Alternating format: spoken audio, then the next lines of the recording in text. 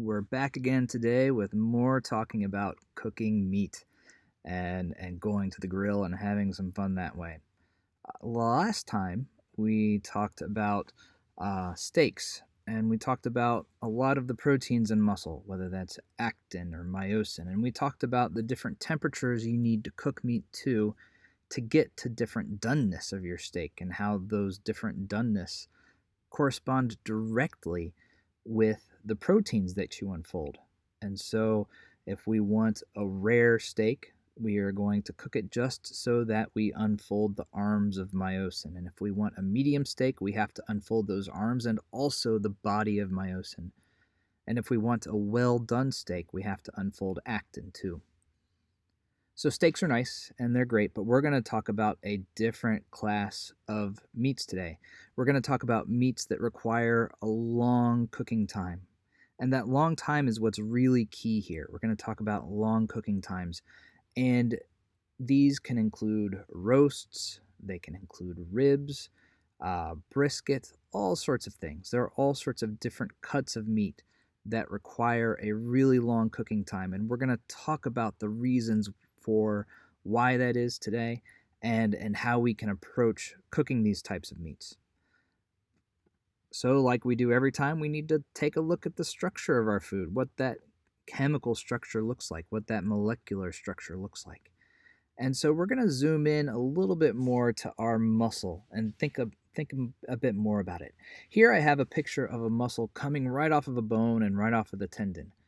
And we can see the little muscle fibers that are there, and we talked about those the last time in talking about the proteins involved in cooking steak. But there's more to this structure than just those protein filaments. There are other things going on there too. You can see the tendon coming off of the bone. You can see the little sheaths that surround those muscle fibers. And you can see little sheaths that hold all those fibers together. And so there are other proteins that are involved here too. And that protein, the most important protein here, is collagen. Collagen makes up so much of our bodies. Collagen by weight is the most abundant protein in animal bodies. And so for us, for humans, it makes up lots of different parts, right? So our bones are made of collagen with some calcium in them. Our tendons are collagen. Our cartilage is collagen. Those sheaths, those protective filaments that hold our muscle fibers together, all of those are collagen too. And so collagen, any food that contains collagen requires a different approach to cooking than muscles without collagen. And so we can see some high collagen cuts of meat in this picture here. This picture I've taken from a book called Cooking for Geeks. You can imagine that I would like a book with this title, and I do. This was written by Jeff Potter. It came out quite a few years ago. But this image is really instructive. It tells us a lot about what kind of meats contain lots of collagen and typically what kind of cooking and how long we have to cook these for. And so you can see the shoulder here on this cow has collagen in it. The legs have lots of collagen. The ribs tend to have lots of collagen. And the hind legs have collagen in them as well. So on our cow, right, the meats that we're talking about, the part of the animal that's responsible for movement, that's responsible for support, that's responsible for lots of activity, right, in the lungs, that's where you're going to find a lot of collagen. Collagen is really there to protect our muscles, to keep them from fraying apart, to keep them from falling apart. Collagen is there for support, and it's a great protein to do that. If you look at and see where the cuts of meat for steak come from, right, it's the middle of the animal, right, so around the stomach and the belly, right around there. And so those cuts of meat don't really have much collagen in them. It doesn't need the same sort of structural support that the legs need, right? The muscles don't take as much beating as the muscles in the legs do. Okay, so these cuts of meat that I'm talking about today are high in collagen, right? So the chuck, brisket, ribs, and eye of round, or the hind leg too. So lots of different proteins there that we have to worry about, right? So looking at those proteins, we have the proteins that we talked about the last time. We have myosin, right? The upper portion with the arms, the bottom portion, the body, and the upper and actin as well, right? So myosin grabs on to actin. These images I've taken from the protein data bank. You can see their call symbols here, 6C1D, for this structure of actin with myosin on it. Beautiful images. They're just beautiful structures. Okay, but these are the proteins that we need to unfold normally when we're cooking steak, right? We unfold myosin's arm, we unfold its body, and we unfold actin. We have to unfold all of them to, well, depending on how we want our meat cooked, right?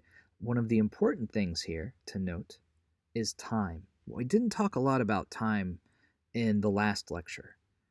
And the reason for that is that when we get these proteins to the temperature that they need to unfold, for the sake of our cooking, that unfolding happens immediately, right? So if we're trying to cook a protein or trying to cook a steak to rare, all we have to do is get that steak to 120 degrees Fahrenheit, and those myosin arms will immediately unfold. They will immediately unravel. There's no time component to it at all. The same is true for the body. If we get the myosin body to 136 degrees Fahrenheit, it immediately unfolds.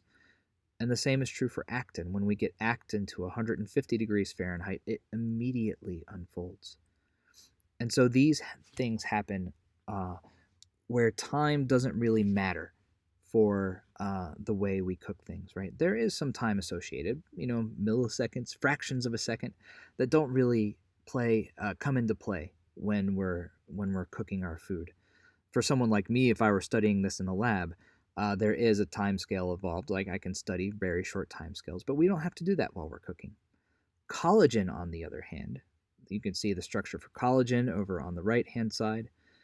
Collagen, on the other hand, will unfold at 140 degrees Fahrenheit, but it requires a lot of time to unfold. There's so much time it takes to unfold. And that time is a really important control over the chemistry that we do. Whenever I think about cooking, and whenever we think about cooking, we think of time and temperature. Every recipe has some sort of temperature that you're cooking your food at and some amount of time that you cook it for. This directly relates to the controls over chemistry. Chemistry, the language of chemistry, are in terms like kinetics and thermodynamics. Right? Kinetics is directly linked to time. Thermodynamics is directly linked to temperature. And we think about them a lot in the same way. I tell my students all the time that cooking is chemistry. It really is. And the same kinds of control are there over cooking that we have over chemistry as well. We have different jargony names for them in chemistry, but time and temperature are crucial for all sorts of chemistry, and they're crucial in our cooking as well. I want to compare real quickly two different pot roast recipes that highlight this control of both time and temperature. On the left-hand side, you'll see a typical recipe for making a pot roast if you're doing it at home.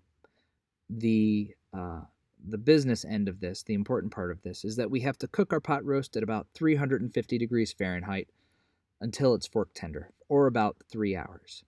Right. Another way you can cook a pot roast, right? And we talked about collagen only needing 140 degrees Fahrenheit to unravel. If we don't unravel collagen, our meat stays really tough, super tough, and it will stay tough until we break that collagen down.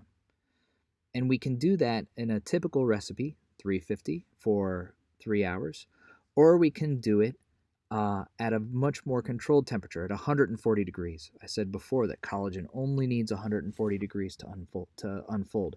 But the kicker here is that it will take 24 to 48 hours to unfold that collagen. That is a lot of time. So time comes into play here a lot where temperature doesn't, right? Time plays a much more important role in controlling how collagen unfolds than temperature does. Okay, so if we want to compare these two recipes, cooking in an oven at 350 or cooking at a controlled 140 degrees. There are different processes that happen. In the first one, at 350 degrees, we are going to get our meat to have a high enough temperature that we unfold all of myosin and actin and collagen. It's a high enough temperature. And the 3 hours at 350 is enough to get collagen to unfold. In the other example, in the other recipe, where we're cooking at a controlled temperature of 140 degrees Fahrenheit, we unfold all of myosin. Eventually, after those day or 2 days, we also unfold collagen, but actin doesn't unfold. And so using a recipe like this, we can cook a pot roast to medium rare. Or not to medium rare, to medium. And it's really kind of amazing that you can do that. It's all in the temperature control, but the time control, it's what's really critical for cooking collagen. If we look at what happens when we unfold collagen, collagen starts off as this laced up protein all tangled together. Eventually you unravel it, and eventually that unraveled protein falls apart into little tiny chunks. These little tiny pieces of protein become gelatin, the same thing that's in Jell-O. As you cool your meat down, that gelatin does form into Jell-O, and it makes your meat super soft. And so that is the great part about cooking these high collagen meats, is that you get extra softness from breaking the collagen down into gelatin. Okay, so when I cook meats like this, I have a smoker that I use. But if you don't have a smoker at home, this recipe from Ruhlman, this is sort of the outline of the recipe from Michael Ruhlman in his book 20, is really great to use. You sear both sides, all the sides of the pork. This is for pulled pork, I should say, right? You sear all the sides of the pork on a hot side of the grill. You move that pork over to a cool side of the grill with no coals underneath it. You close it up and you cook it for about a half an hour. And then you move it into the oven and continue cooking for 6 to 8 hours at 225 degrees Fahrenheit. The important part of this, as always, is not the temperature that you get to for your meat. The important part is the time. You want to cook this meat until it pulls apart easily. Okay. So I have done that here. I've got a number. I did that the other day. I cooked this picnic shoulder at home. I started off by seasoning it 2 days before. Then I put it into my smoker. And you can see I'm monitoring the temperature of this as we go along. So here is my pork after 1 hour. I'm at 75 degrees. After 3 hours, I'm at about 124 degrees Fahrenheit. Moving it up to 4 hours, I'm at 134 degrees Fahrenheit. At 5 hours, or at 6 hours, I've gotten to 154 degrees Fahrenheit. And then at 7 hours, I'm at 145. At 8 hours, I'm at 166. You can see at 166, I've unfolded myosin, I've unfolded actin. That temperature is high enough to do that, but I haven't unfolded collagen yet, even though my temperature is high enough. I need to give this enough time to fall apart.